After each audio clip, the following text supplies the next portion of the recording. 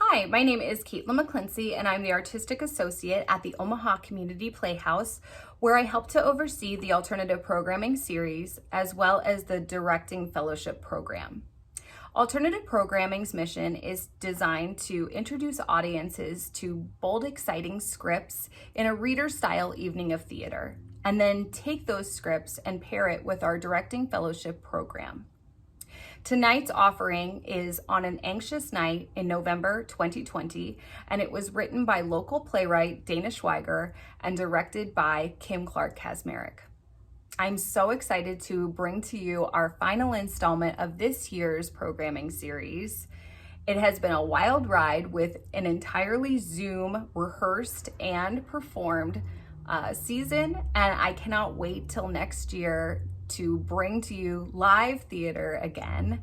I do want to stress that there is a trigger warning for tonight's performance as it does depict sexual assault. Thank you so much for tuning in to this evening's performance, and I can't wait to show you what we have cooking for next season. Thanks so much. On an Anxious Night in November 2020, written by Daena Schweiger, directed by Kim Clark-Kaczmarek. The role of Angela Robinson will be portrayed by Stephanie Anderson, Joey Hartshorn, and Joan Cordy. Scene: a sparse basement with two distinct areas. One corner set up for photography development.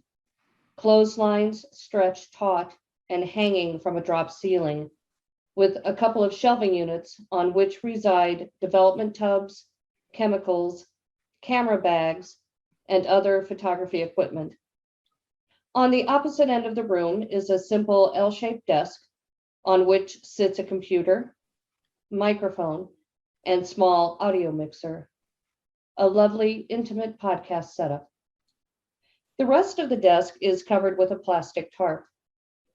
Along the back wall are more shelves filled with 3-ring binders, textbooks, and spiral-bound notepads. During the time before the play begins, there should be an occasional flicker of the house lights and perhaps the onstage warmers. It should be subtle, barely perceptible to the audience. Maybe one or two people notice while sitting there reading a program or glancing at their cell phones to catch the latest news on social media. Good morning, afternoon, evening, or wherever you are in this journey called life. My name is Angela Robinson. My name is Angela. Angela Robinson. Thank you for subscribing to my podcast and tuning in. I'm going to veer off topic, as the kids would say. And for the next few episodes, I'm going to take you on a very personal journey. And although it may become as uncomfortable for you to listen to as it is for me to record, I hope you will find it not only a fascinating view of one little corner of the world as it stands right now, but also provide you with a roadmap as time inevitably marches on.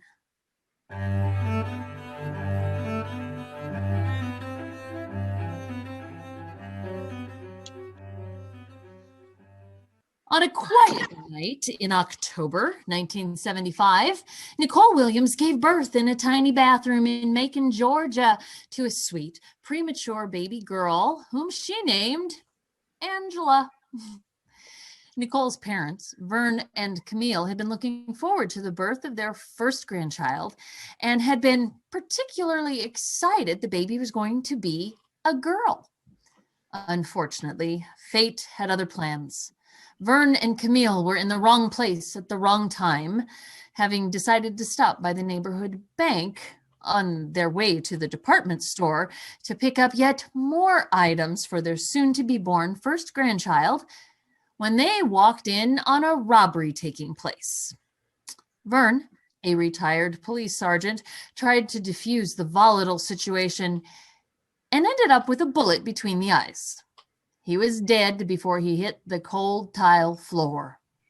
Camille, shocked at witnessing her husband's unnecessary and brutal execution, suffered a massive heart attack at the funeral parlor the very next day while picking out the casket. She died 24 hours after, to the minute, as Vern. They were buried 2 days later. Their only daughter, Nicole, picked out matching caskets, made all of the arrangements, notified the family, and remained the rock all others would lean on in the coming days. 1 week later, alone and scared, she began experiencing the pains of labor. She knew it was way too early to have the baby, but she also had no way of calling the paramedics for help. She had forgotten to pay the phone bill that month. Understandable, with everything that had transpired. She gritted her teeth, cursed under her breath for being so very stupid not to pay the bill, reached for the car keys, determined to drive herself to the hospital when another wave of agonizing pain enveloped her. She wasn't going to make it to the front door, let alone to the hospital. Little Angela was coming and there was no stopping her. She was determined to make herself known to the world. Nicole dropped to the floor and somehow managed to crawl into the bathroom where she grabbed every towel she could before lowering herself into the bathtub. As she sat and tried to concentrate on her breathing, she thought of Angela's father and wished with all her heart that he was there, holding her hand, wiping the sweat from her forehead, and whispering to her that she was special, that baby Angela was special, and that they were going to have the perfect life full of cookouts and doting grandparents and everything their hearts desired. But Thomas wasn't there with her, and she didn't know when he was coming home. He was stationed in Cambodia, had been sent there in the spring. He didn't even know she was pregnant. She found out after his deployment. He had expressed his love to her the night before he shipped out, laid his plans for marrying her when he returned, shared dreams of starting a family. They had made sweet love and had conceived a daughter in that love. Sure, the timeline was a little off, but she was sure he would be as excited as she was when he found out. She thought about writing him about Vern and Camille, but decided it would be too depressing, and she wasn't going to announce they were parents in a letter. She only hoped that Thomas would be able to come home soon so that he wouldn't miss out on any of the big events in his daughter's life. Another wave of pain washed over her, but she focused on the task at hand. Breathe in, breathe out, she told herself. Push like the Dickens and say a prayer to Mama and Papa that you'll get through it, that you will survive, that baby Angela will survive and thrive in a world torn apart by war, both overseas and here at home. Oh, to bring a baby into a world torn apart by civil unrest when so many were fighting for equality? Nicole cried out in pain as another contraction hit. She gritted her teeth and turned her head to focus on a small framed picture on the wall outside the bathroom door.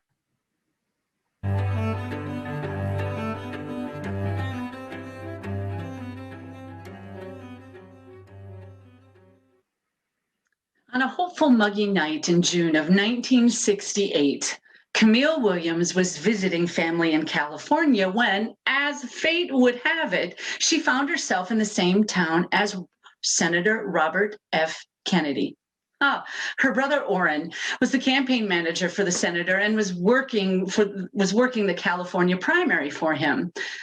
Orrin had great hopes that Bobby would be able to continue to support and advance the civil rights movement. 2 months earlier, the nation had been rocked by the assassination of Dr. Martin Luther King Jr. And there was an uncertainty as to how the civil rights movement would continue without him. Robert Kennedy was an ardent supporter of civil rights and had wanted to personally deliver the devastating news to the people of Indianapolis, Indiana, where he was campaigning, but he was discouraged by short-sighted, short-minded political aides who thankfully did not continue with him to California. Nevertheless, on that ugly night, in April. Robert Kennedy did personally address the death of Dr. King. And he said, in part, in this difficult day, in this difficult time for the United States, it is perhaps well to ask what kind of a nation we are and what direction we want to move in. For those of you who are Black, considering the evidence there evidently is that there were white people who were responsible, you can be filled with bitterness, with hatred, and a desire for revenge. We can move in that direction as a country in a great polarization. Black people amongst Black, white people amongst white, filled with hatred toward one another. Or we can make an effort, as Martin Luther King did, to understand and to comprehend and to replace that violence, that stain of bloodshed that has spread across our land, with an effort to understand with compassion and with love. Now, 2 years earlier, almost to the day of the California primary, Robert Kennedy, then a junior senator from New York, had given a speech at the National Union of South African Students at the University of Cape Town, South Africa. The speech, which was formerly known as the Day of Affirmation speech, but more widely known as the Ripple of Hope speech. It emphasized individual liberty, inclusiveness, and the need for justice in the United States as the civil rights movement was, ongoing. This was the time of the apartheid in South Africa, and Robert Kennedy's words were, not without controversy, both in South Africa as well as here at home. His most inspiring words were from a speech that we're following, and here they are. It is from the numberless diverse acts of courage and belief that human history is shaped. Each time a man stands up for an ideal or acts to improve a lot of others or strikes out against injustice, he sends forth a tiny ripple of hope, and crossing each other from a million different centers of energy and daring those ripples to build a current which can sweep down the mightiest walls of oppression and resistance. After he returned, Robert Kennedy, he wrote about this experience in Look magazine, and Camille, she had purchased the issue and had lost count of how many times that she had read it. She focused on his response to one white South African who had challenged Bobby Kennedy on his tour. She had challenged him and had said, by explaining to the senator that Black Africans were created by God to serve the white people and then should not be allowed to pray next to them. Kennedy's response, enlightened and inspired. But suppose God is Black. What if we go to heaven and we all our lives had treated the Negro as an inferior, and God is there, and we look up and he's not white? What then is our response?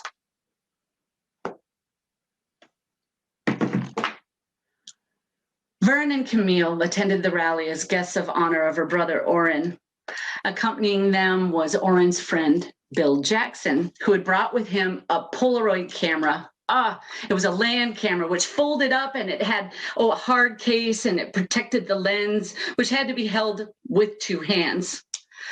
It's like the camera is playing a magic trick, Orrin told Camille in his best Bill Jackson voice.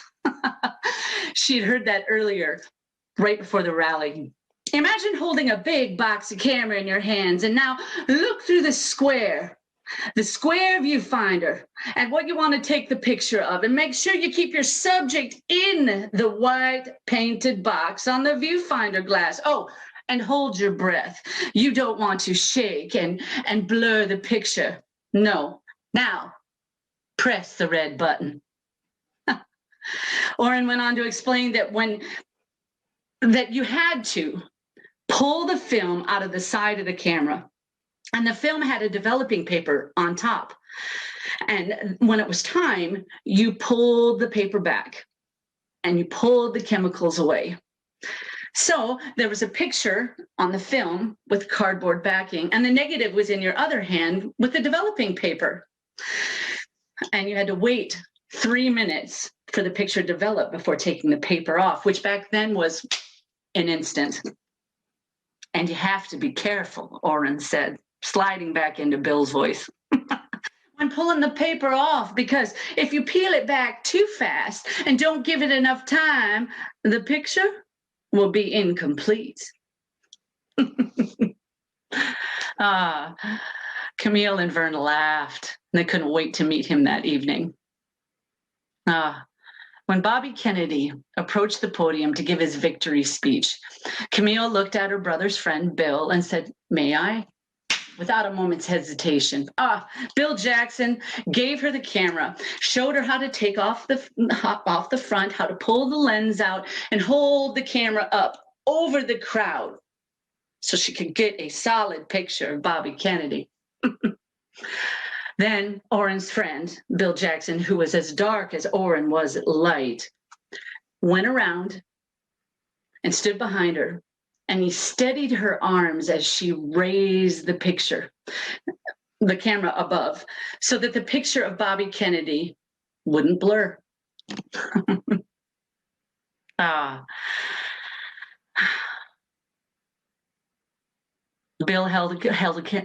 Bill, excuse me. After this was all over, she did a click and a pull, and a click and a pull, and a click and a pull. Vern had a picture, Bill had a picture, and Camille held the third picture after placing the strap back around her neck. Now, Bill timed the development on his watch, then nodded to let them know that they could pull back the development layer. So they pulled back the layer and they stared at the cardboard. Magic. At that moment, Robert Kennedy entered the room. "My thanks to all of you. Now it's off to Chicago. Let's win it there." And the room burst into applause and cheers. "We want Bobby! We want Bobby!" At the end of the speech, Camille handed the camera back to Bill, said her thanks, gave him a friendly hug, and she and Vern began walking out of the room, each holding a picture of Senator Kennedy. Bill Jackson had offered to give his picture to Camille, but Camille shook her head and said, "You keep it. It's going to be worth something someday," Camille said in earnest. "Freedom and equality," Bill Jackson said. Camille nodded her head enthusiastically. "I hope so, Bill." And then there was a muffled pop. And then a scream grabbed their attention. More screams, and another muffled pop, and another, and confusion surrounded them. Bill Jackson, bewildered, searched the room to see if there was an answer. Confusion surrounded all of them. Vern and Camille stood looking out as well, hoping that they could see Oren, but he was nowhere to be found. Word of the attack soon spread throughout the room. Vern scanned the crowd and saw that Bill Jackson was making his way to the stage. That was very near the entry where the kitchen was, where the attack had taken place. And he put his arm around Camille, who stood there with her head down, looking at the picture. They made their way out of the hotel and back to where they were staying. But they didn't sleep. 26 hours later, the world stopped once more. Vern and Camille sat on their temporary bed and just stared at the TV. Oren came over, sat next to them, and he didn't know what to say. He didn't know how to convey what had happened. And young Nicole, who was a teenager then, sat on the bathroom floor with her back up against the cold porcelain of the bathtub and cried, staring at the picture of Vern that Vern had handed her when she awoke that morning. In the weeks returning to California, Camille and Nicole made 2 frames out of some old salvaged wood that they had found and hung the 2 pictures of Bobby Kennedy on the wall outside of the bathroom, as that was the room that was visited most frequently by all who lived there and by the guests as well. So it was bound to be seen by everyone who entered the home.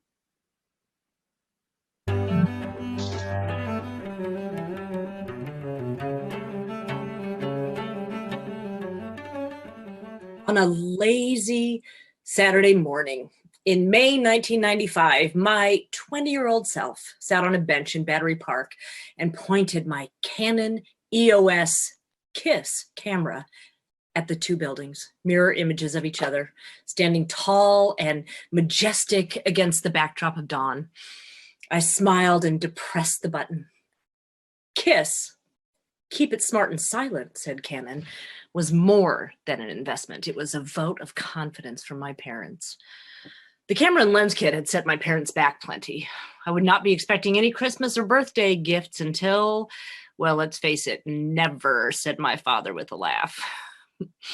He may have only been half joking, but he did dote on his baby girl. Thomas and Nicole Robinson believed that I was a gifted photographer.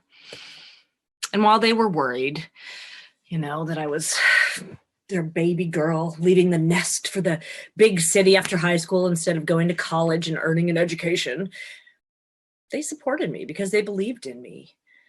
And that made all the difference in the world. After a few more shots of the New York skyline, I gathered up my equipment and hurried to catch the subway. I was, however, in a most playful mood that morning, and I diverted from my route long enough to ask a gentleman in an ill-fitting jacket if he had any watches for sale. Eyes wide and darting around, looking for the undercover cops he was sure were hiding behind the trees, he mumbled, "Get away, bitch," and took off at a dead run. I don't know why, but I raised my camera and I took a few action shots of him running across Battery Park. A few more of those and I could make a series, I thought to myself. I turned and stared at the Twin Towers once more. 6 years later, on a clear and bright September morning, I would find myself sitting at a kitchen table in a tiny house in the middle of the country, far away from Memphis and Macon and Manhattan, watching those towers come crashing to the ground. The day the world stopped. So I took the subway. I took the 15-minute ride to the middle of Manhattan, walked the rest of the way to the tiny studio I rented in Chelsea. There, behind closed doors, I drew the dark curtains closed, turned on the red bulbs situated around the room. Most of the photographers I knew used tiny little closets in their studios to develop their prints, but I like to spread mine out around the room after removing them from the development bath. And I would spend hours just staring at the pictures I took, studying their composition, the people and the places that I had captured, the moments in time. Studying them made me a better photographer. And if I was being honest with myself, it allowed me to fall into the world depicted in the photographs. It was a game I liked to play. 1 year earlier, I had found myself at the New York Public Library, and I had checked out a collection of short stories from a popular New York Times bestselling author by the name of Stephen King. I'm not a fan of horror stories per se, but I was impressed with King's writing back then and his vivid imagination. While some of his ideas seemed to stretch the imagination, like a car possessing its owner, other stories were terrifying due to how realistic the scenarios were. Civilization wiped out by a type of superflu seemed entirely plausible given history's Spanish influenza outbreak, not to mention the bubonic plague, which up to that point had been suppressed but not eradicated. And while The Stand was on my reading list, 4 Past Midnight captured my attention that day due to the novella inside called The Sundog, which was about a boy and a Polaroid instant camera. Here's a question for you if you're old enough. Do you remember flip books? You fan the pages of the flip book and you watch as the images on the pages move forward or back, thereby telling a story? I had one as a child. The tale told was fairly simple. There was a forest. In the forest was a footpath, and in the middle of this footpath was a top hat. And as I began to flip the pages of the book with my thumb, a rabbit appeared on the path, hopping toward the top hat. The rabbit eventually reached the top hat and jumped into it. As I continued flipping the pages, the rabbit hopped out of the top hat, holding a little carrot in its mouth. It continued to hop down the footpath, getting smaller and smaller until it disappeared. That, in a nutshell, is the plot of The Sundog. A boy receives a birthday present from a relative, an instant camera made by Polaroid. You know, point and shoot with a picture pushing out of the front of the camera and the whirring sound. Oh, to me, those pictures truly were magic. You could watch the image appear right before your eyes, not staring at a long piece of paper, waiting to pull it back to reveal what was there. In The Sundog, King's twist was that no matter where the boy pointed his camera and tried to shoot, the picture showed not what he wanted to capture on film, but rather a continuing story, like a flip book. And those pictures showed a devil dog who eventually turned its gaze toward the camera and saw the boy. Each subsequent photo would show the dog completely enraged, charging toward the camera. Well, I won't give away the ending. Oh, for months after reading that story, I would scan any photographs I developed with a magnifying glass, looking for, as I said, it would become a game to me. One afternoon, after developing some shots I'd taken of a couple in Central Park, I saw a dog in the background of one of my shots. I nearly broke the magnifying glass when I dropped it. I certainly didn't recall seeing the dog in the park as I took the engagement photos, and it terrified me. It's so silly when you think about it. We often do that, though, don't we? Not seeing what is directly in front of us or giving in to irrational fears. For weeks after, every photograph I took, I went over with a fine-tooth comb, looking for the dog in the background. Of course, the dog wasn't there. I just hadn't seen the dog in the park that day. Years later, when the term photobomb became part of the national lexicon, I posted that engagement photo on social media with the caption, "The Sundog, an homage to SK," which garnered over 1,000 likes and a retweet from the author himself. I believe I mentioned there were a few of King's books that terrified me. One was the aforementioned novella, The Sundog. The others cemented in my mind, at least, that Stephen King was not only a very sick man, but he was a time traveler as well. How else could he have envisioned a story about an insane teenager who takes a gun to his high school to shoot it up? I mean, sure, Rage was written under the pseudonym of Richard Bachman, but it was Stephen King all the way. And after Columbine, Stephen King ordered the book removed from shelves and said the title would never see the light of day again.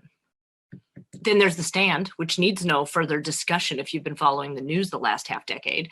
And the icing on the proverbial cake, The Dead Zone. A story about a very psychotic man with aspirations to become president and the visionary who believed he had to take him out to save the world.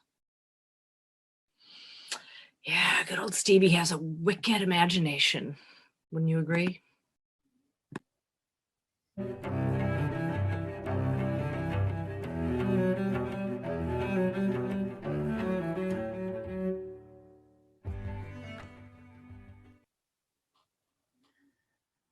On a snowy Wednesday evening in January 2008, Angela Robinson came in from shoveling her driveway for the third time, stripped down to her underwear, and threw the wet clothes into the washer.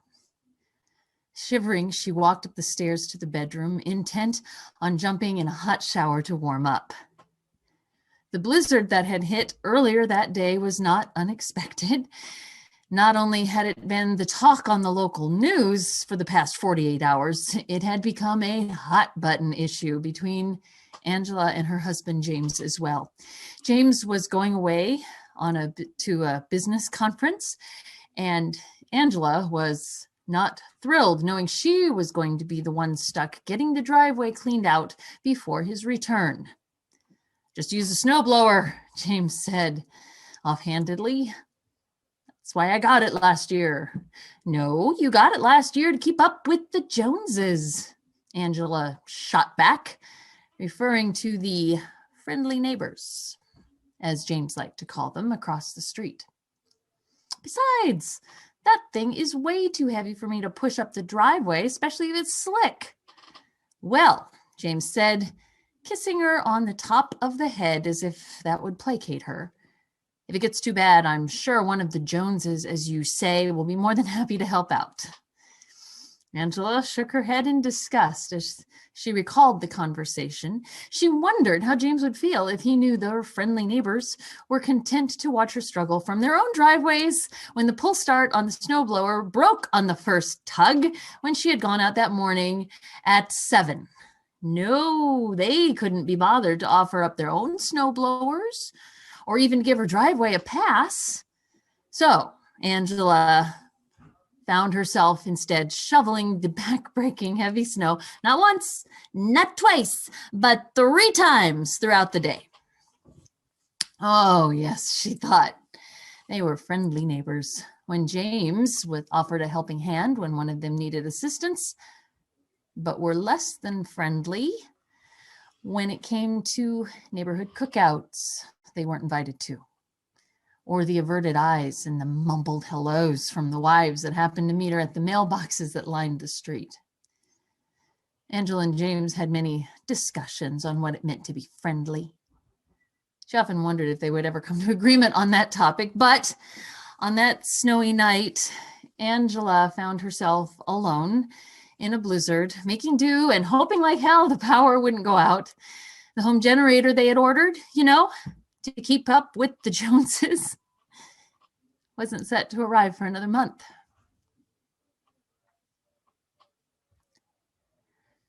Having made it to the bathroom, Angela turned on the shower and sat down on the bed, waiting for the water to warm up. The low rumble 30 seconds later made her turn her head toward the bedroom window. Behind the honeycomb shade, she saw the flash and then another low rumble. Thunder, snow. She stood up and walked toward the window. Raising the shade, she looked out in awe. James had told her all about thunder snow, but the Southern girl from Macon had never experienced it. She was mesmerized by what she saw. Flashes of lightning amid the already heavy snow that was coming down. And then the room was plunged into darkness. Score 1 for Mother Nature. Angela somehow made it in the dark to the bathroom and turned off the shower. She then opened the bathroom closet door and fumbled around for one of the candles she kept stored there for when she wanted a soothing bath by candlelight.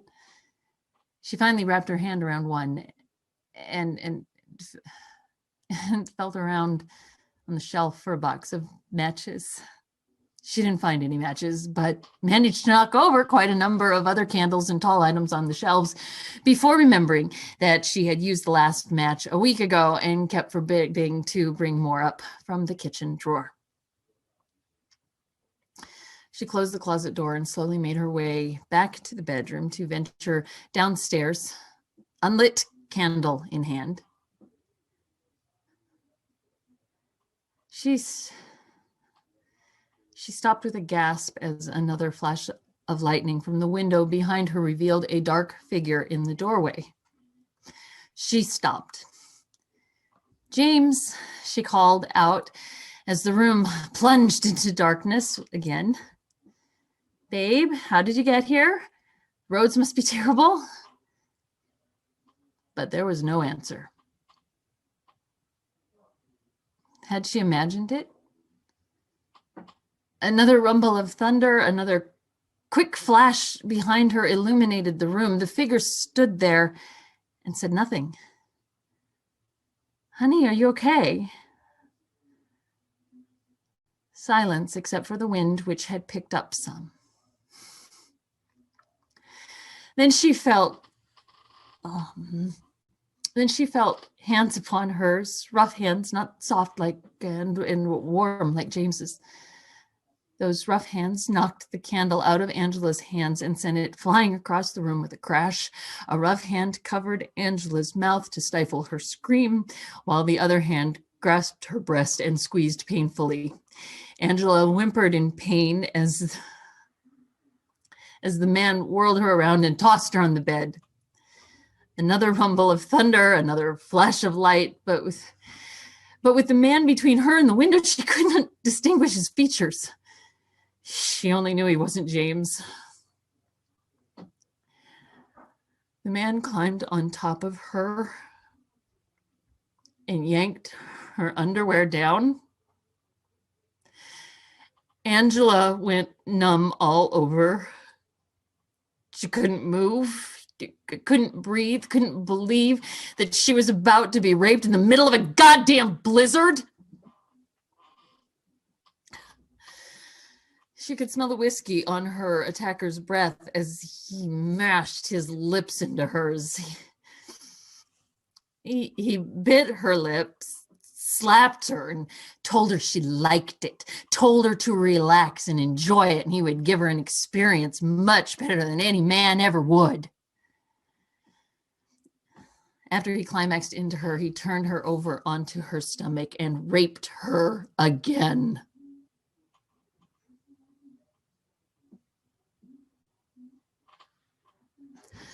The assault went on into the wee hours of the morning. When her attacker was satiated, he climbed off her and fumbled around in the dark, humming a song under his breath. Was it Amazing Grace? Angela was barely conscious. She heard him turn on the water in the shower. She laid there amid the blood and the semen and listened to him shower, humming all the while. After a bit of time had passed, she heard the water being turned off and the sounds of him drying himself and putting on his clothes. He walked into the bedroom, gently helped her to her feet, and guided her into the darkness of the bathroom.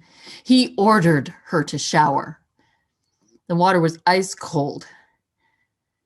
After she had washed his smell and fluids off her, she turned off the water and groped in the dark for a towel, but did not emerge from the bathroom. She wrapped the towel around herself and sat shivering and in shock by what had occurred. Her attacker, her rapist, who had been standing in the doorway the entire time like a sentinel, thanked her for the fun evening and said they should party like that the next time her husband was away on business, and walked out of the bathroom. She knew him. Dear God, she knew him. She heard rustling sounds and knew he was still close by.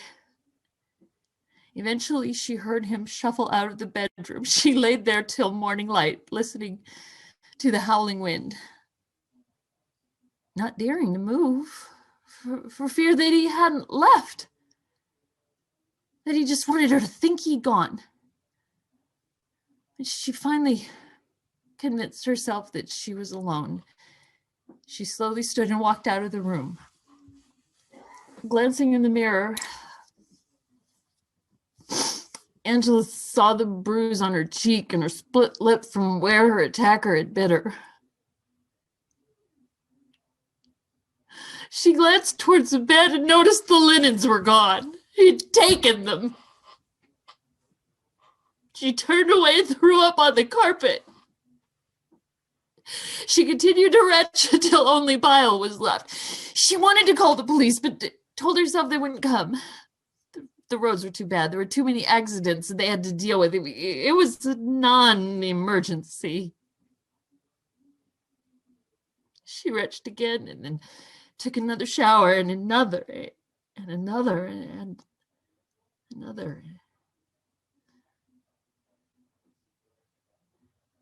And even though I had rubbed my skin raw, I felt unclean.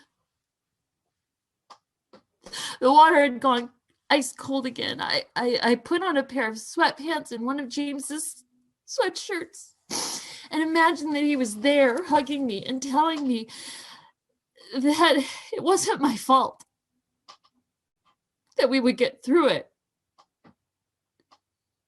that he loved me.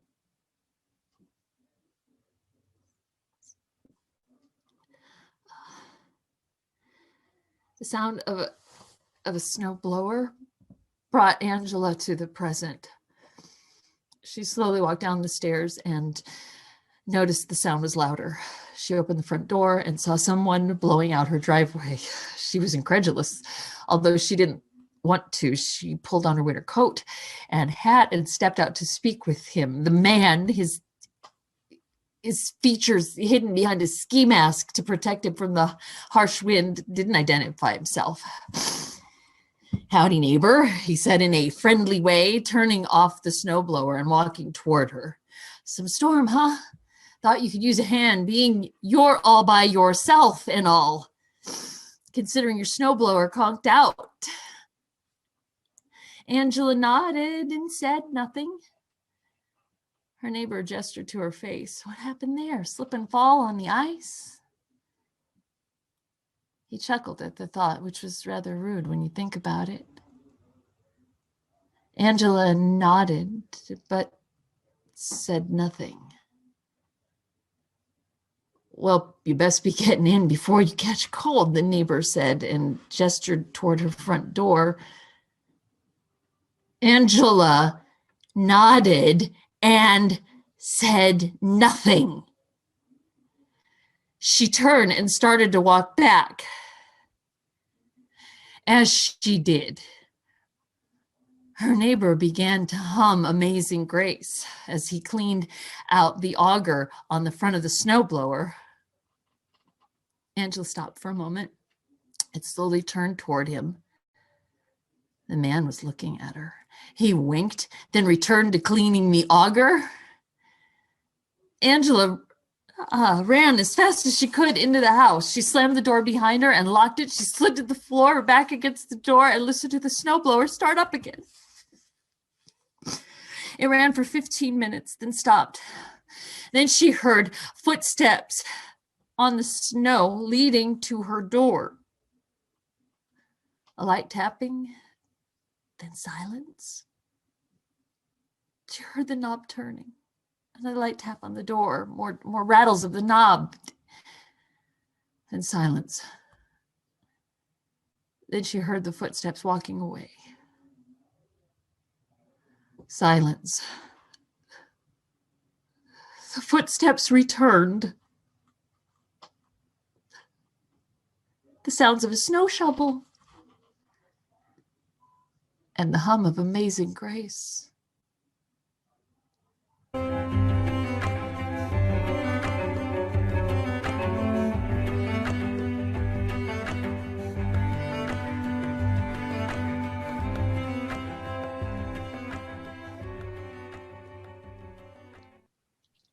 On a dreary mid-afternoon in August of 2005, I went downstairs to develop the film for my latest shoot. It had been a day of corporate headshots and company poses for an up-and-coming CPA firm that came to my way by referral. While I enjoyed the money from all these assignments, I much preferred the outdoor wedding shots or the nature shots that I was often asked to do. I had developed, pardon the pun, a highly successful photography business, which I had named AR Photography, LLC. Now, my business had grown steadily for the last 4 years, and while I had earned enough over that time to include some digital cameras and some lens kits in my bag, my heart still belonged to film and hands-on development. Now, I had successfully carved out a corner in the basement for my development lab, and my dear husband, James, had spent an entire weekend putting up drywall, building shelves, making a table, and building a bench for all of my development supplies. And then he rewired a whole area so that I would have decent lighting for everything that I did. Space, it was large enough for me to spread everything out like I did in my tiny studio 10 years earlier, while not taking up the entire basement. James, he had his own little niche over in the opposite corner. He had been dabbling in ham radio for some time, and on that Tuesday afternoon of his vacation week, he was planted in front of his radio, a TS Kenwood 2000 transceiver. He had his headphones on, a notepad next to him, and he was writing feverishly. He was so intent on what he was doing. He didn't even notice me come down the stairs. He didn't notice me come around behind him. Then he jumped when I gently laid my hand on his shoulder, apologizing for scaring him. I asked him what he was listening to. Amateur radio emergency service, he said, removing his headphones and unplugging them from the unit so that I could hear what he was hearing. A flurry of voices crackled over the external speakers that James had set up. Fascinated, listening to the conversations between these amateur radio operators and public service entities like fire and law enforcement and rescue and recovery teams. I asked James where in the country we were listening to. New Orleans, James replied. Hurricane Katrina has made landfall, and these guys are the only ones able to pass on information about people who are stranded due to the massive flooding. My development project forgotten. I sat silently next to James the entire afternoon and into the evening, listening to the volunteers become a bridge between life and death. Okay. Admittedly, I only had a passing interest in ham radio. I always equated it with the over-the-road truckers and that weird late-night talk show host I listened to when I couldn't sleep when James was away on business. Oh, he always had some weird-ass dipshit trying to get into that place in Nevada that the government said was off limits, and they always were ham radio operators. But the operators I listened to that afternoon were not dipshits. Now, granted, they may have been the same dipshits who believed in aliens and government conspiracies, but on that day, they were volunteers, passing along information and coordinates of people on the roofs of houses who were watching the rising floodwaters with dread. That afternoon, I learned that in some corners of the ham radio world, there was no race, there was no gender, and there was no sexual orientation. On that day in Louisiana, people were just that. People. People in desperate need of help. People in desperate need of help. In desperate need of help. A flurry of beeps cut in, and James began writing again, bringing me out of my thoughts. I opened my mouth to ask a question, but he put up a hand and my mouth closed. I had never seen him so intense before. He mumbled, Morse code. Morse code. As if he could read my thoughts. Another burst of beeps crackled across the airwaves, and James began to write again. He eventually sat back, looked at his scribblings, and then turned and stood. He kissed me on the top of the head as he slipped past me to a nearby shelf where he grabbed a book.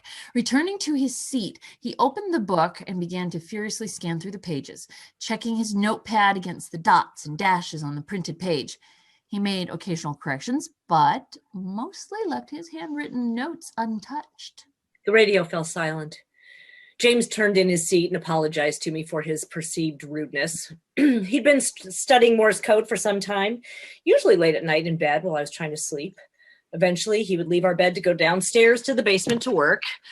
This normally occurred on the weekends when he had more time and no job to contend with, although I often suspected he sneaked down during some weekday nights as well. No man as young as James should have had such dark circles under his eyes, unless he was on middle of the night baby duty. Something I had hoped would happen sooner rather than later. We've been trying to conceive for over a year with no luck. The doctors we visited told us to relax and take our time to enjoy the ride, which was both humorous and tasteless at the same time.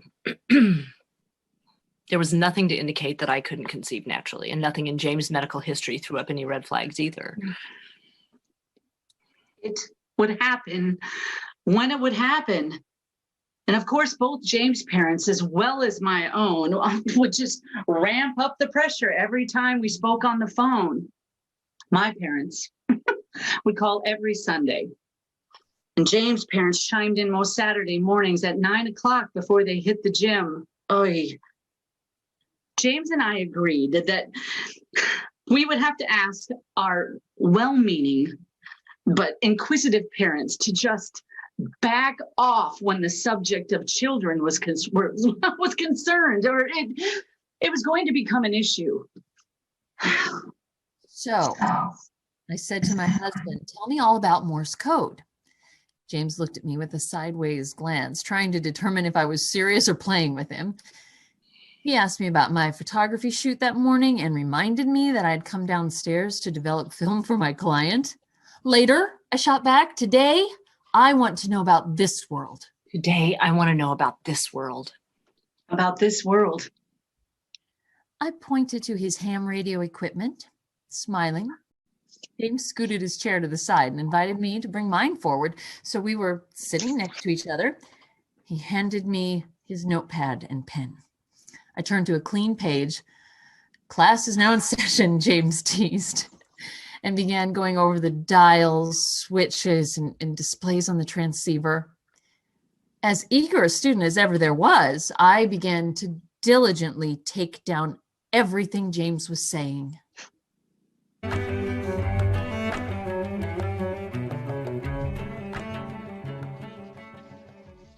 On a gloomy mid-morning in February 2010, I entered the vestibule of my husband's office and took a long, slow breath. I knew the conversation I was about to have with James was long overdue. I made eye contact with Linda, the receptionist, who was finishing a phone call. Linda waved me over with a huge grin on her face. I took another breath and plunged ahead, hoping I looked as relaxed as I normally did whenever I popped by unannounced. "Hey, girl," Linda said, coming around the circular reception desk to give me a hug. "Long time no see.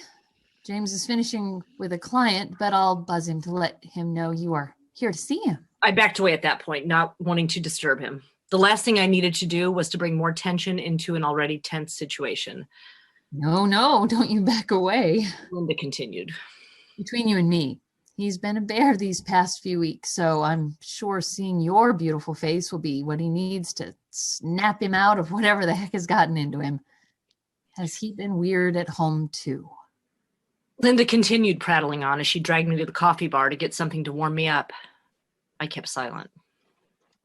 I didn't know if James had been weird at home because I had moved out 2 months earlier.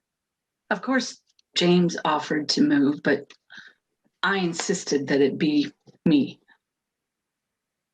Our marriage, it was crumbling. Neither one of us was to blame. An unfortunate but all too real fallout from a snowy night in January 2 years earlier. The uncomfortable confession to James about the assault when he returned from his trip. The insistence by him on filing a police report. The interrogation by the detective about that night. And yes, it was an interrogation to me. No compassion, no sense of urgency on finding the man who had assaulted me, no female detective to make the questions somehow more bearable. The prosecutor who said he couldn't press charges because there was no rape kit, no evidence to corroborate my story.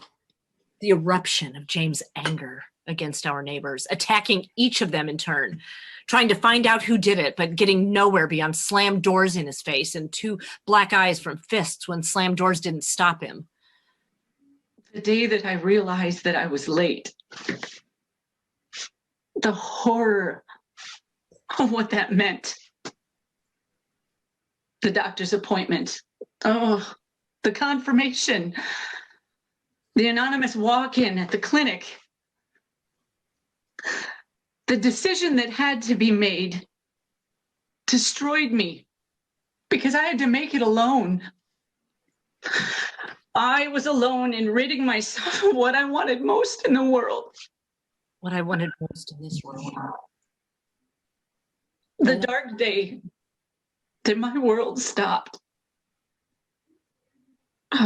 Tears shed by us, both in anger and humiliation and guilt and sadness. Wanting to touch each other and not being able to due to the nameless, faceless man between us. The purchase of a new bed and a new home to erase the memories that just couldn't be erased. Nights of couches and floors, individual counseling and couple therapy. I found a support group for rape survivors. It wasn't enough. It wasn't enough. It wasn't enough. The collective guilt between us was a hill too steep to climb. We tried to make it work for 2 years. Then came the shouting. Silence. Oh, it was worse than the shouting. The distance between us had grown exponentially. Birth to Angela, Linda said, laughing. I blinked a couple times and stared at the mug of coffee Linda held out before me. I took it with a slight smile and apologized for, drifting off into my thoughts. 'Tis the season, Linda said, looking over my shoulder and waving her hand. I turned and locked eyes with James, who was coming back from walking his client to the door. He stopped, took me in with his gaze, and then smiled a sad smile and motioned for me to come into his office. Linda put her arm around my shoulders, gave me a squeeze, and said, I look forward to seeing you at the company Christmas party in a couple of weeks. I smiled weakly, thanked her for the coffee, and walked unsteadily toward James, who stepped aside to allow me to go into his office first. He asked Linda to hold his calls and close the door behind him. I had already sat down in the chair reserved for guests and was sipping my coffee silently. I heard the soft click of the door latch and just stared straight ahead. It took me a moment to realize that James was standing behind me, not moving.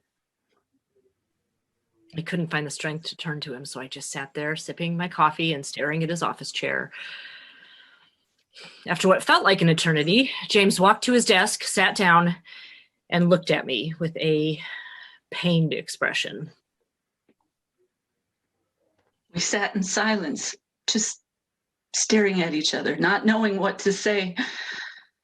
And when the silence became unbearable, James cleared his throat and simply said, How are you? I paused. And I leaned forward and I placed my coffee mug on a coaster on his desk. I sat back and I stared at him, still silent. James opened his mouth and then he closed it again. And another moment or two passed. I turned and I opened my purse and I pulled out a manila envelope and I placed it on his desk in front of him. James looked at it and his eyes filled with tears. Angela. I stood and I told him in a rush that I was sorry. I told him that I felt like he deserved to get the love back again. He needed to get it the way that he loved me. And I told him that I appreciated everything that he had done for me and that I would carry the memories of our life together until the day I died. And I told him that I hoped he would find happiness again one day. And then, before he could process all that I had said, I was out of that door and presumably out of his life. In the elevator, my phone rang. I looked at the screen but didn't answer. In my car, on my way to my photo assignment, my phone rang again. I looked at the display on my dash, saw the number, but didn't answer. A few seconds later, a text came in from the same number, but I didn't respond. When I pulled into the parking lot 10 minutes later, I pressed the power button on my phone and turned it off. An hour later, when the shoot was done, I sat in my SUV and stared at my phone. I pressed the power button and turned it on.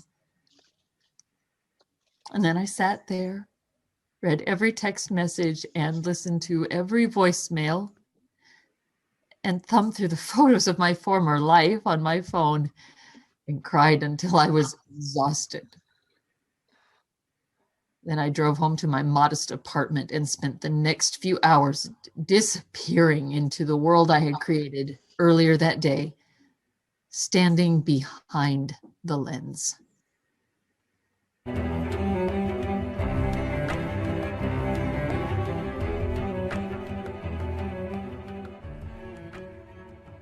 On a shitty late evening in September 2018, I found out my former husband, James, had stage 4 colorectal cancer. For the past year, James had been losing weight, which seemed a little unusual, as he had put on a substantial amount, both from eating out while on the road for his job and since our divorce.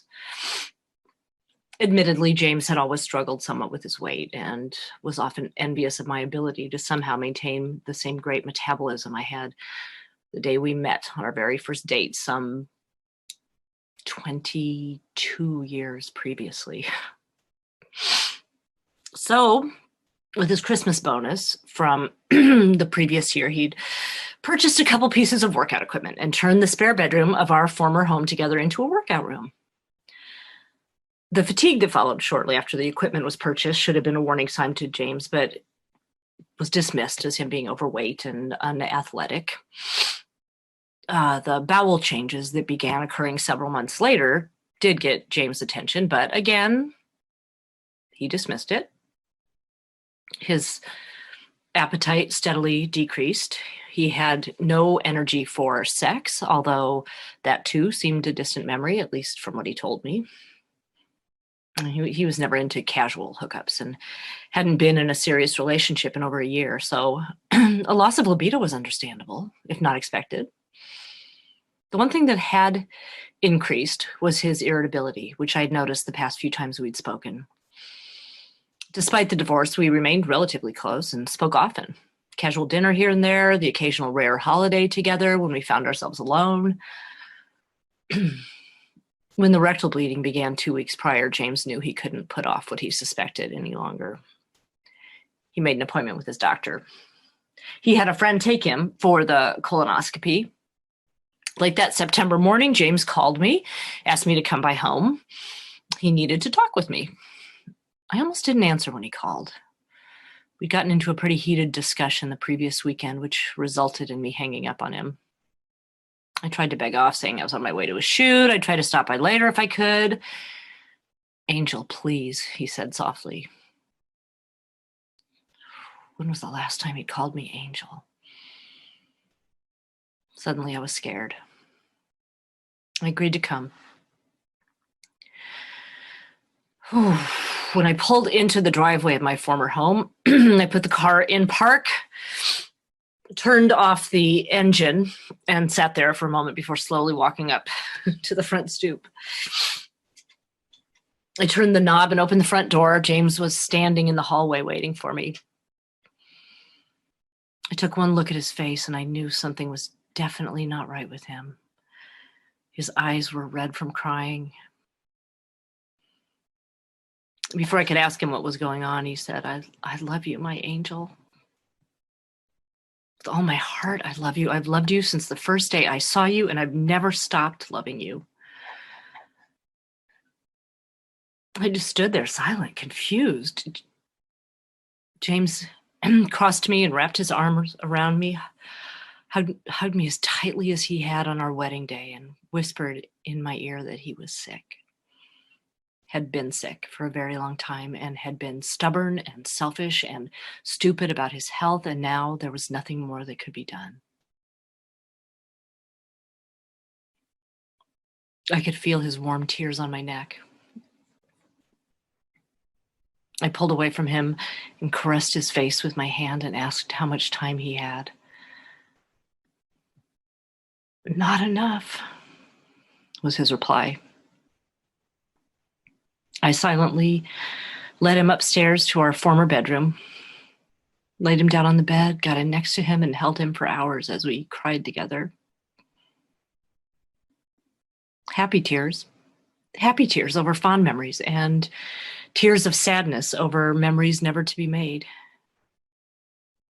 James asked me to move back home to be with him for the remainder of his life. How could I say no to him? We slept fitfully over the course of the next 3 months. James quit his job. I canceled all of my scheduled appointments.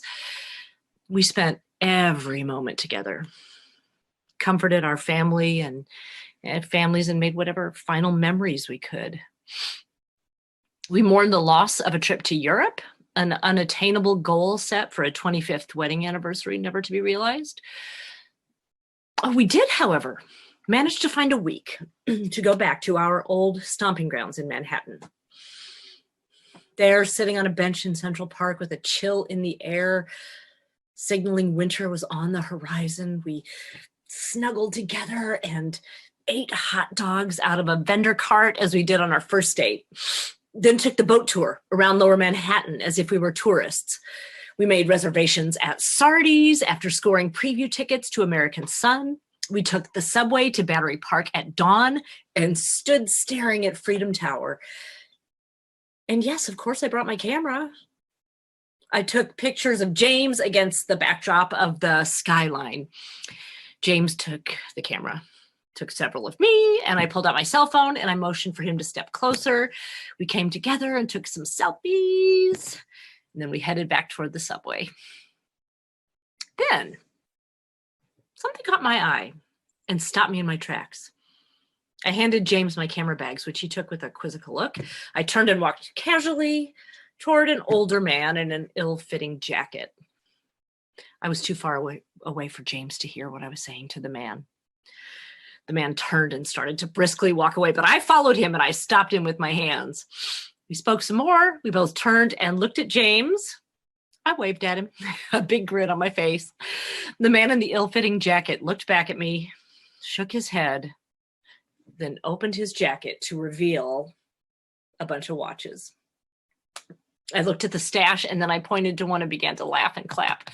Money changed hands. The man looked around after receiving the wad of bills and walked quickly away. Practically skipping, waving my arm over my head to show off my prize, I made my way back to James, who by this point had raised the camera in his hands and began to busily snap photos. We came together with a long, lingering kiss. And this time there was no nameless, faceless man between us. I slipped down to one knee, holding the Movado knockoff in front of me. I grasped James' hand and pulled it toward me, slipping the watch over his too thin wrist and looking up at him. "Marry me, you son of a bitch," I said, squeezing his hand and looking up at him. "I'll think about it," he replied, pulling me to my feet and kissing me on the forehead. Looking at the watch, he said, "Oh, I've always wanted a Movado." We walked toward the subway, laughing our fool heads off.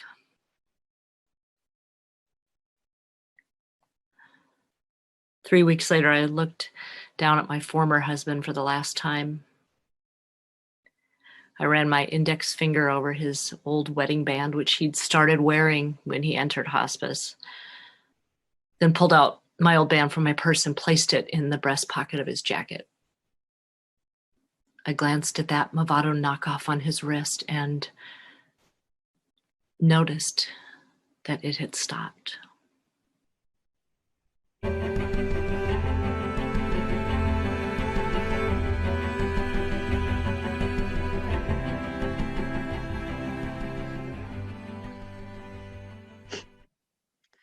On a sweltering early afternoon in July of 2017, I decided to start a podcast devoted to photography. It was a subject I was very familiar with. After all, I did own a successful photography business.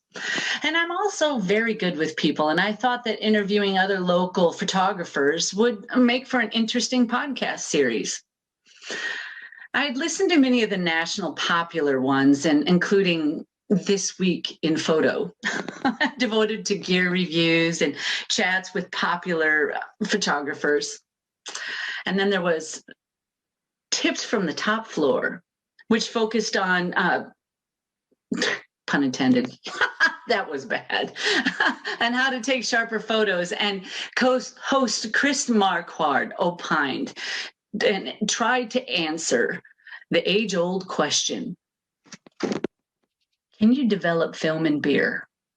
And my personal favorite, The Candid Frame, which gave aspiring photographers inspiration for their next photo shoot while speaking with the world's top photographers in a very casual conversational setting.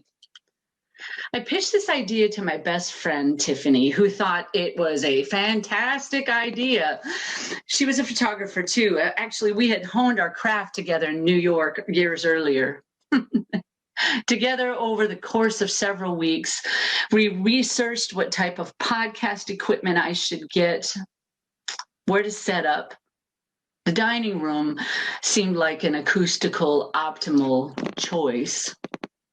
And what my rollout schedule would be, twice a month, which came to be a potential stumbling block a few months later. By owning my own photography business, it was fairly easy to work around other local photographers' shooting schedule when it came to recording. The trick was the turnaround time. Now, I was very new to audio editing, so I planned more time than I really needed, which in hindsight was a very bright idea.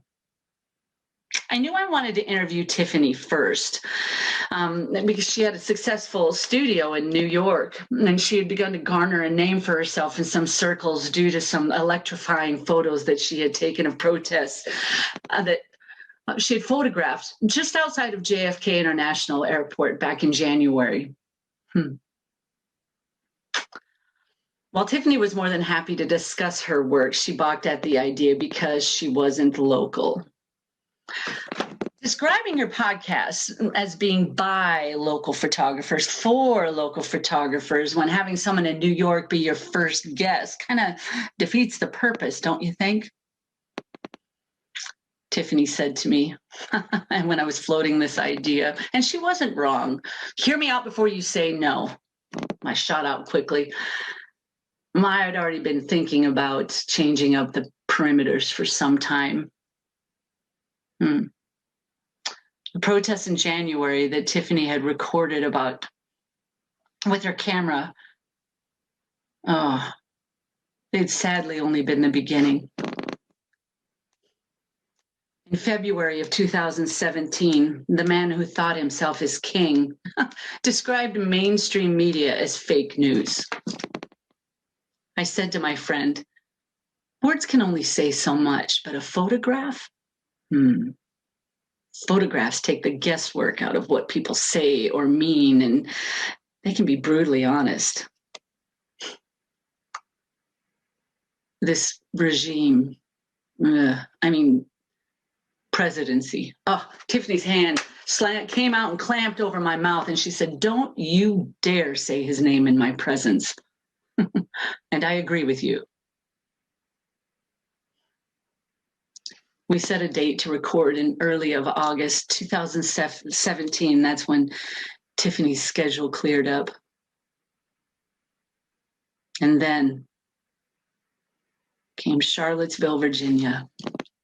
And our podcast grew from 45 minutes to 90 minutes. And then came the massacre of the Tree Life Synagogue in Pittsburgh. Tiffany had a lot to say about that, so she came back for an encore episode later that year. And then came the mass shooting of the 23 people at a Walmart in El Paso, Texas, by a gunman that was targeting Hispanics. Once again, the perimeters changed to the podcast. There were now two hosts, Angela and Tiffany. And in each episode, we discussed the horrors going on in the world. And we talked about the photos that were being shown on television and on social media. And together we interviewed photographers who were capturing the darkest parts of history in the United States. And how all that was deemed good suddenly was just crashing down around us less than 2 years after the first president of color had left office.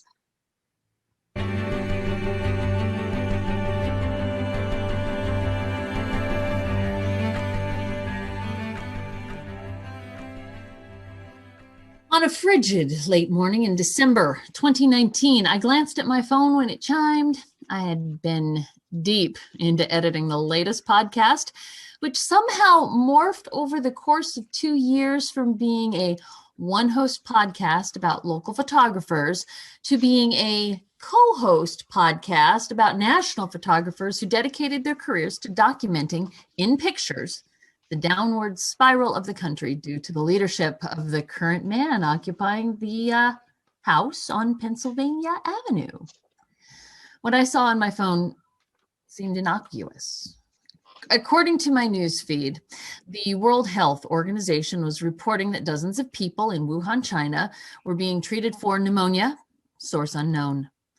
I put my phone back on the charger, sitting on the corner of my desk, removed my headphones, moved the mouse cursor along the screen, and clicked the save button. I found that I was distracted, and when I became distracted, I have a hard time concentrating, which meant editing was done for the foreseeable future, which was only going to put me farther behind than I already was. My back was against the proverbial deadline wall. I realized early on that 2 episodes a month took up a significant amount of time, not only to schedule guests, but also in setting aside the time to record them and then edit the episodes. And I also had Tiffany's schedule to contend with. So around the time I was informed that my former husband had been diagnosed with a terminal illness, I decided to dial back the podcast from 2 times per month to 1 time per month. Tiffany completely understood. And when I reconnected with James in his final months, Tiffany took over the podcast duties completely. AR Photography LLC had also taken a hiatus. In the months following James's death, I rededicated myself to my business and enjoyed steady growth. But my enthusiasm for both photography and podcasting had dwindled. Not to mention the loose ends in my personal life that kept my free time to a minimum. One of the last things James and I had discussed was me moving back into our home permanently after his passing. He never bothered to take me off the deed to the house, so the transition was easy and fairly straightforward. All I had to do was move boxes and get out of my apartment lease. In the months after his death, I slowly moved what little I had in my apartment back to the home that had been ours, then his, and now mine. The last items to be moved were my photography equipment. I dutifully trudged downstairs with my boxes of development tubs, red light bulbs, chemicals, and clotheslines. My heart skipped a beat when I saw that familiar desk with James's ham radio equipment sitting on it. The shelves next to it housed his reference books. I placed my armload of photography boxes on the floor in the opposite corner and slowly walked over to the desk, sat down, and lovingly ran my fingers along the dials and switches. I took a breath, exhaled slowly, and put his headphones over my ears. I powered up the transceiver, slowly scanned the frequencies. On the desk was a spiral notebook. I slowly opened the front cover and I glanced at what James had written on the inside. KO9JJ, James's call sign, and KW8AR, my call sign. I had forgotten I had a call sign. I flipped through the log, scanning to see if I recognized any other call letters or frequencies. I finally landed on a familiar name. I leaned back. I thought for a moment. It had been some time since my last conversation on these airwaves. Could I even remember the lingo? A dim spark launched in my mind's eye. I slowly reached forward, rotated the dial to the correct frequency, then grabbed the handheld mic and flipped the switch. CQ, CQ, CQ, this is Kilo Whiskey 8 Alpha Romeo standing by. I listened. After a moment of no response, I repeated the phrase. CQ, CQ, CQ, this is Kilo Whiskey 8 Alpha Romeo standing by. Again, I listened. Again, no response. I glanced at my watch. Perhaps it was too early.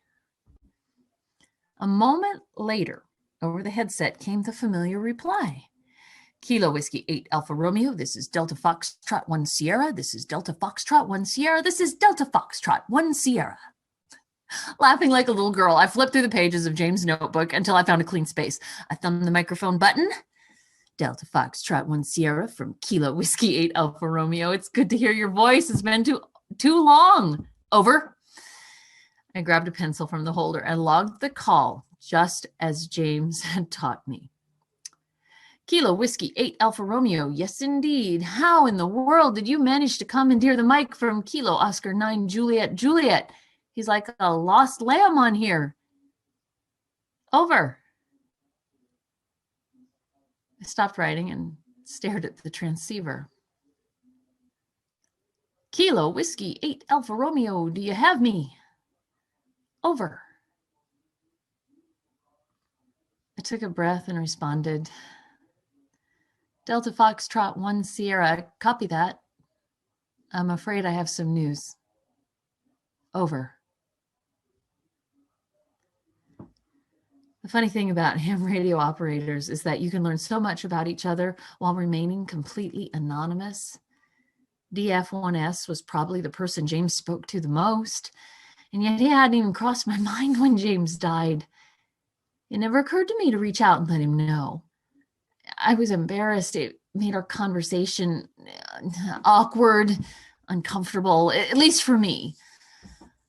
I was, however, thankful that DF1S was generous with his time that afternoon, relaying stories to me that James had never shared, memories created both while we were married and after.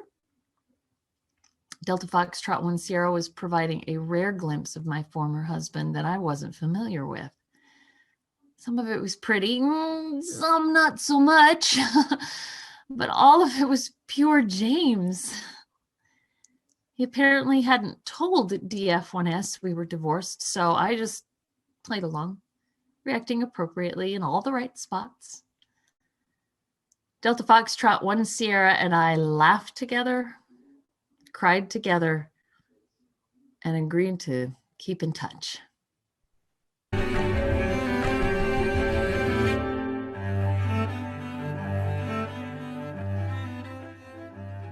On an anxious night in November 2020, the world exhaled in relief. The man who would be king, who would be dictator, had been vanquished. Up to that point, the year 2020, as the kids would say, was drunk and needed to go home. So many lives needlessly lost because of the decisions and indecisions and downright petulance of the man who was laughed off as a joke on election night 4 years previously. Linda, James' receptionist, whom I begrudgingly kept in touch with on social media after James' death, had succumbed to the virus over the summer, according to her daughter's post on Linda's Facebook page, after spending 2 months in the ICU. A relatively healthy woman whose body had simply said, nope, we're sitting this one out. I fought the good fight, as did so many others. I didn't return home to visit my mother. My father had thankfully passed away from early onset dementia a year after James, and stayed away from my clients and my friends, and wore a mask to the store and to my place of worship when it reopened, and bought takeout even though it stretched my pocketbook. I let my hair grow and I stopped going to the movies. Oh, I did, however, adopt a dog because I needed something in my life to love and to love me back.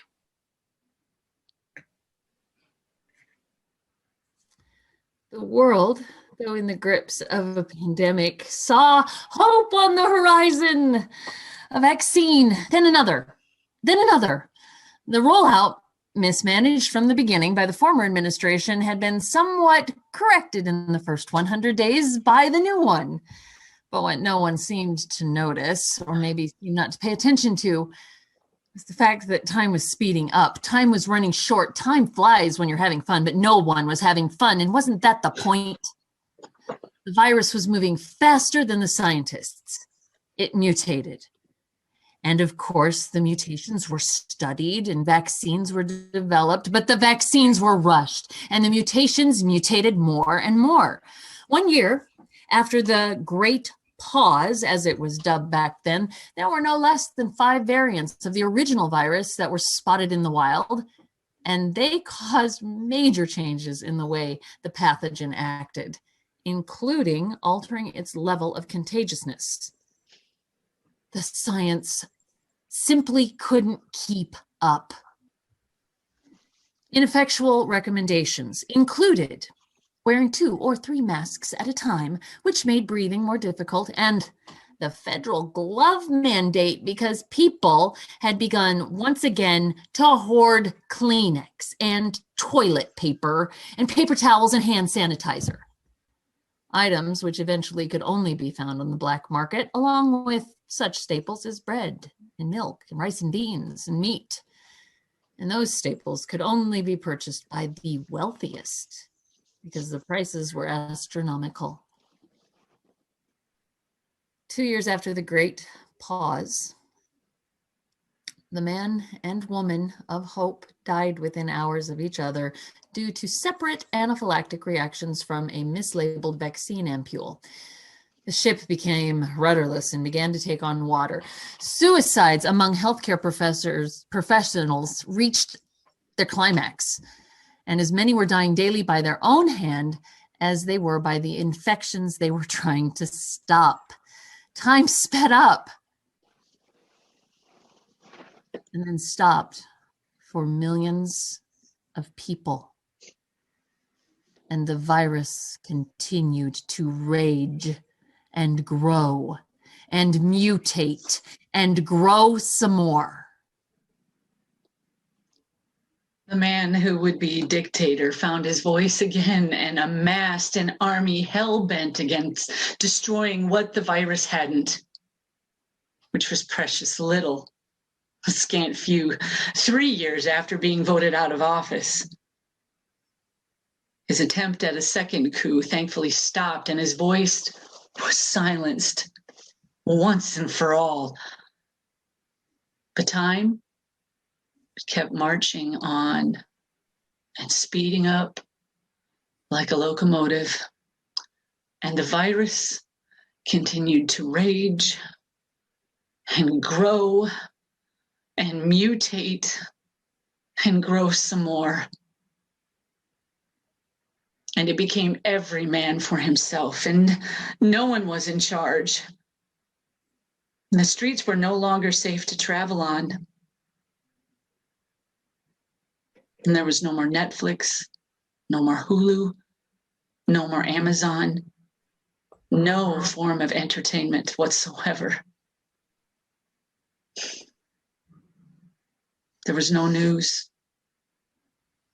There was no internet. There were no more stores. There were no more paychecks. There was no more food. No more running water or electricity. Well, unless you had a generator and you could put gas into it.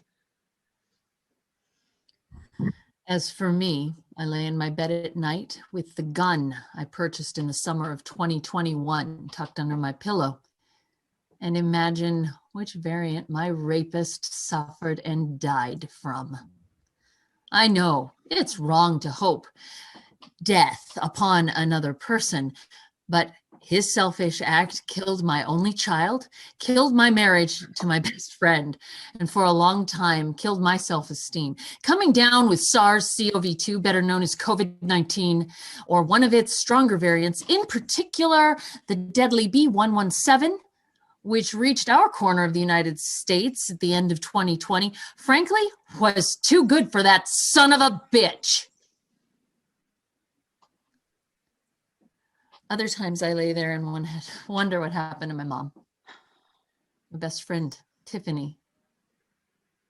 I remain thankful that my dear sweet James had the foresight to purchase another generator before he got sick.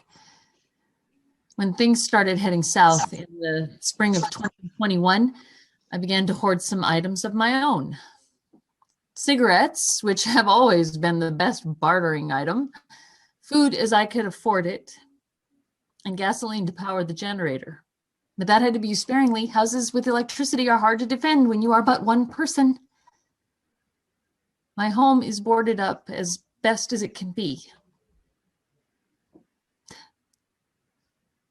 Several months ago, I let my pup Bowser out to go to the bathroom. I conveniently left the gate open and hoped his spirit of roaming would take him far away from me. Our journey together had to end. I didn't have enough food for us both, nor did I have the courage to take his life so he wouldn't suffer. I boarded up the back door after letting him out for the last time, and then spent hours in the basement because I couldn't bear to listen to his pitiful barks and whimpers to be let back in. Eventually, thankfully, the sound ceased. 12 hours ago, I filled the generator for the last time. There is no more gas, no more food, no more hope. I reckon I have about 90 minutes left in the tank. After that, who knows? So I have decided to spend the remainder of my time on this earth recording certain moments in my timeline for prosperity. I guess if nothing else, it will pass the time, which has suddenly slowed to a crawl. It's funny. For the longest time, I was hurtling at a frenetic pace toward this outcome. And now that it's here, I grow impatient, waiting for it all to end. Why anyone would want to listen to my ramblings, I have no idea. To study what went wrong with humanity? To learn from past mistakes.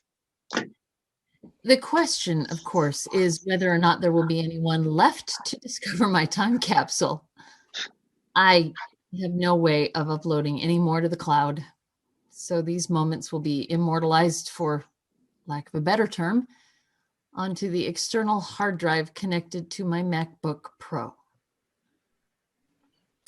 If you are listening to this, congratulations. Congratulations. Congratulations.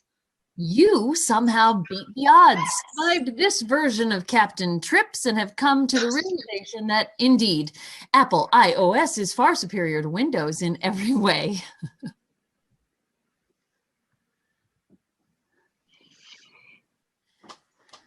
CQ, CQ, CQ. This is Kilo Whiskey 8 Alpha Romeo. Standing by. CQ. CQ, CQ. This is Kilo Whiskey 8 Alpha Romeo. Standing by.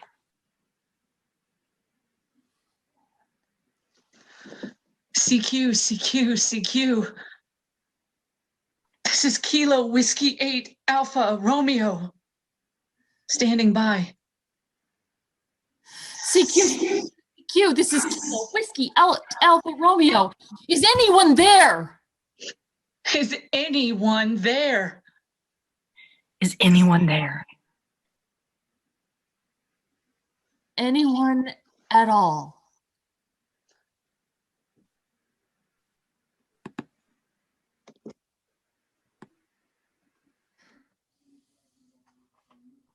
End of play.